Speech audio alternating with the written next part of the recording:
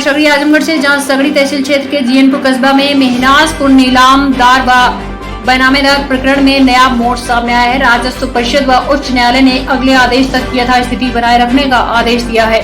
आदेश पर बेनामेदार किसानों ने खुशी व्यक्त की, एक दूसरे को मिठाई खिलाई। उप जिलाधिकारी ने मौके का निरीक्षण किया। जानकारी के अनुसार उत्तर प्रदेश राजस्व परिषद न्यायालय व उच्च न्यायालय ने प्रेम गुप्ता बनाम नंदलाल व अन्य के मामले में जीएनपुर कस्बा के मेहनापुर में स्थित अजमतगढ़ स्टेट की 14 एकड़ भूमि पर पूर्व में निवर्तमान जिला अधिकारी के द्वारा नीलाम की गई थी, जिस पर उच्च न्यायालय के प्रत्यावेदन व जिला अधिकारी के आदेश पर प्रशासन व पुलिस बल के द्वारा 15 दिन पूर्व 27 सितंबर को प्रशासन ने नीलामेदार को नीलाम की गई 14 एकड़ भूमि कब्जा कराई। वहीं अजमतगढ़ स्टेट के द्वारा लगभग 36 एकड़ भूमि किसानों को बेची गई, जिसको लेकर विगत कई वर्षों से दोनों पक्षों में न्यायालय में विवाद चल रहा है। वहीं निवर्तमान उप जिलाधिकारी राजीव रतन सिंह के 49 किसानों के बैनामा को निरस्त किया गया को लेकर राजस्व परिषद व उच्च न्यायालय में मामला विचाराधीन था। निरस्त बैनामा मौके पर राजस्व परिषद ने अगले आदेश तक यथास्थिति बनाने का आदेश दिया। वहीं गुरुवार को उच्च न्यायालय ने भी अगले आदेश तक यथास्थिति बनाने का आदेश दिया, जिसके बाद बेनामेदार किसानों ने दर्जनों की संख्या में मेहनाजपुर में स्थित जमीन पर एकजुट होकर एक दूसरे को मिठाई खिलाकर आदेश पर खुशी का इजहार किया। इस दौरान जिलाधिकारी के निर्देश पर उप जिलाधिकारी सगड़ी डॉक्टर अतुल गुप्ता ने मौके पर पहुंचकर दोनों पक्षों से वार्ता की। वहीं बेनामेदार किसानों ने न्यायालय के आदेश की एक प्रति उप जिलाधिकारी को सौंपी। उप जिलाधिकारी ने बताया कि राजस्व परिषद के आदेश पर उक्त जमीन पर किसी भी प्रकार की कार्य करने के लिए रोक दिया गया है। इस दौरान मुख्य रूप से किसान सुरेंद्र गुप्ता, प्रेम कुमार गुप्ता, प्रवीण कुमार गुप्ता, रामू सिंह सहित दर्जनों की संख्या में किसान मौजूद रहे। अश्वनी कुमार सिंह। यह मामला काफी चर्चित और पुराना मामला हो गया है। अभी दिनांक 27 सितंबर को यहाँ पे आप लोग देखे होंगे कि भारी संख्या में 14 थाने की force, 2 truck PAC, fire brigade की गाड़ी, एसडीएम साहब के नेतृत्व में और कई पुलिस क्षेत्राधिकारी की ड्यूटी लगी थी। इन गरीब किसानों को इनके जमीन से बेदखल करने के लिए पूरी तैयारी हुई और हमारे समझ में नहीं आता है, क्योंकि हम उस दिन भी मौके पे थे और एसडीएम साहब से हमारी वार्ता हुई तो एसडीएम साहब ने 15 दिन का समय दिया था कि 15 दिन के अंदर अगर आप कोई स्टे ऑर्डर ले आते हैं तो हम काम बंद करा देंगे और तब तक कोई नुकसान नहीं होने देंगे।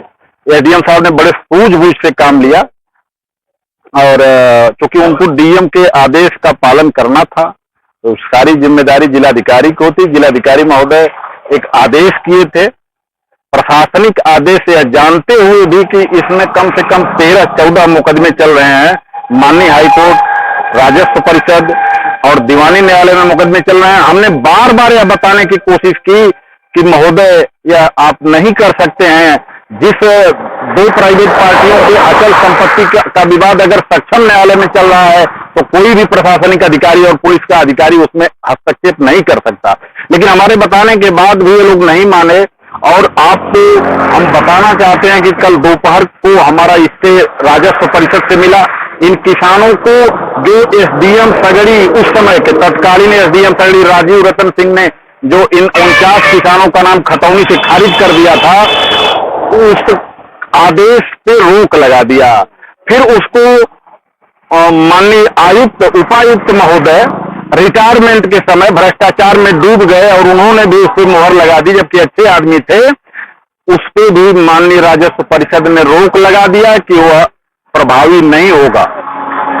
संजोग देखिए, कुछ भगवान की कृपा है, माता जी की कृपा है कि एसडीएम साहब ने जो 15 दिन का टाइम दिया था 27 सितंबर को, 15 दिन का टाइम कल समाप्त हुआ और कल 3:30 बजे सुनवाई हुई। 76 नंबर पे माननीय उच्च न्यायालय ने भी कड़ी नाराजगी व्यक्त करते हुए माननीय जिलाधिकारी महोदय को कड़ी डांट लगाते हुए कि कैसे जिलाधिकारी ने आदेश किया, यह जानते हुए कि मामला सक्षम न्यायालय में चल रहा है। जिलाधिकारी किस सेक्शन में आदेश दिए हैं, उनके वकील कहे कि सर हम इसका जवाब दाखिल करेंगे, कहे कि हम जवाब आपका लेंगे, हम तारीख लगा रहे हैं लेकिन इससे कर रहे हैं। शाम को माता जी की कृपा से माननीय उच्च न्यायालय ने भी स्टे कर दिया। हमने तत्काल एसडीएम महोदय को जानकारी दिया। एसडीएम महोदय निष्पक्ष काम करते हुए कल ही काम रोकवा दिए। इन लोगों का कुछ वैसा काम तो हो नहीं रहा था, यही सड़क खोद दिए, कहीं कुछ कर दिए। जो किसान इसमें हमेशा से जुड़ते बोलते रहे हैं, सन 1987 में उनका बैनामा हुआ, उसी समय खारिज दाखिल हुआ, तब से लगातार खेती कर रहे हैं। उसपे जो 48 खसरा है, खसरे की नकल लगातार तहसील में है, कोई जांच नहीं कर सकता। कोई कम से कम 25वां एप्लीकेशन अभी देवरिया टाइप की घटना हो जाए तो सारे अधिकारी की नींद खुल जाएगी और सब जांच होगा। खैर हमने किसानों को भी कंट्रोल किया, हम लोग भी एसडीएम की पूरी बात माने कि नहीं, 15 दिन तक इधर कोई देखा नहीं है कि भाई जिलाधिकारी महोदय का आदेश है और जिलाधिकारी महोदय के आदेश को डंडे से नहीं लड़ा जा सकता। जिलाधिकारी महोदय के आदेश को आदेश से लड़ा जा सकता है और भगवान की कृपा हुई, हाई कोर्ट से भी आदेश मिल गया, राजस्व परिषद से भी आदेश मिल गया। उस आदेश की सत्यापित कॉपी हम इन लोगों को उपलब्ध कराएंगे और आगे हम ये चाहेंगे सगड़ी प्रशासन से और आजमगढ़ प्रशासन से हम मांग करेंगे। हम लोग एप्लीकेशन तैयार किए हैं, उसको दिया जाएगा कि किसानों के साथ इन भूमाफियाओं के झांसे में आकर के इनकी फर्जी कहानी के आधार पर जांच न हो। सक्षम अधिकारी से, ईमानदार अधिकारी से हम लोग उत्तर प्रदेश के यशस्वी मुख्यमंत्री माननीय योगी जी से यह निवेदन करेंगे, उनसे मिलेंगे कि इसकी एक बार निष्पक्ष जांच करा लिया जाए।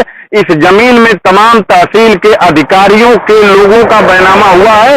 इनके दूसरे वाले नंबर में 1 बिस्सा, 2 बिस्सा, 3 बिस्सा, जब इनके पास लिक्विड मनी नहीं था देने के लिए तो वो अधिकारी बैनामा किए हैं। इसका हमारे पास साक्ष्य है। यहाँ पे एक तहसीलदार थे जिन्होंने फर्जी रिपोर्ट लगाया है, अभिषेक सिंह यादव या क्या नाम था उनका, उनके परिवार के का बैनामा हुआ है, उसका भी साक्ष्य हम पेश करेंगे। इस तरह से हम इन अधिकारियों को यह कहेंगे, अधिकारी ईमानदार हैं लेकिन यह भू माफिया रूपाली ग्रुप वाला ये अच्छे ईमानदार अधिकारी को बेईमान बना देता है। इसका बेईमान बनाने का कला यह है कि मोटी रकम पहुंचाने का काम करेगा। इस पूरी लड़ाई में, इस पूरी कहानी में आजमगढ़ के इस समय के जिलाधिकारी महोदय को हम इसमें आदेश तो उन्होंने किया, लेकिन लगता है कि उन्होंने जानकारी किए बिना आदेश किया। उनको जानना चाहिए था कि हम किस चीज पे आदेश कर रहे हैं। और हमारे इस समय जो एडीएम है आजाद भगत सिंह जी, पूरी साजिश उन्हीं की है। इसकी भी हम जांच कराने का प्रयास करेंगे। अगर हम लोगों की बात माननीय योगी जी तक गई तो आजाद भगत सिंह के बंगले के आसपास कैमरे होंगे, उस कैमरे उसके सामने 2-2 घंटा, 3-3 घंटा, 8 बजे से 10 बजे रात तक ये भू माफिया उनके यहाँ बैठते हैं। जिनके पास जिले की जिम्मेदारी है वह भू माफियाओं के साथ साठ गांठ करके और इन गरीबों को इनके जमीन से बेदखल कर रहे हैं। 38 में राजीव रतन सिंह ने नाम खारिज कर दिया, जो कि संभव ही नहीं है। और आज पता नहीं किसके आदेश से इस तरह की फोर्स इन निहत्थे बेचारे गरीबों के लिए, इतनी फोर्स तो हमने कभी देखा ही नहीं था कि 14 थाने की फोर्स 3 किलोमीटर रोड को ब्लॉक कर दिया गया, रोड डाइवर्जन कर दिया गया। कहाँ इतना, कौन भाई गरीब लोग हैं, कहाँ मार कर रहे हैं, कहाँ कानून तोड़ रहे हैं। ये तो अपने जमीन की